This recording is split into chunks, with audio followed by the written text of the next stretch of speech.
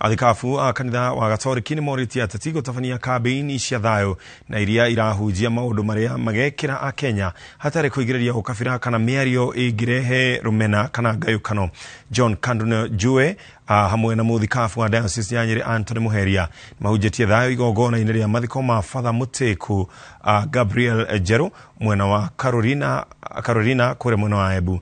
Nake mũthikabu wa Diocese ya Kitui Joseph Mongela akĩririkania a Kenya bata wa gũtiga bũrũri wĩhandĩte wega thutha wa gĩthurano kĩnene.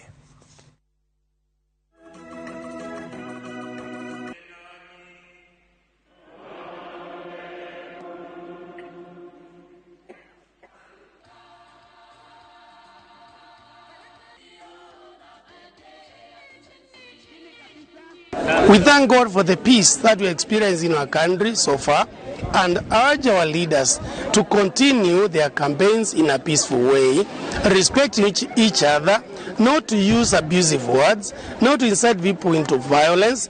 Well, let's live as brothers and sisters. But to voters, all Kenyans, let's get out in big numbers to exercise our right of choosing our good leaders. And the ones whom we get, let's also respect the wish of those who have elected. Whoever wins, let him or her be accepted by all to continue serving our country so that we can develop our good Kenya being a place where God has put us and we are all brothers and sisters.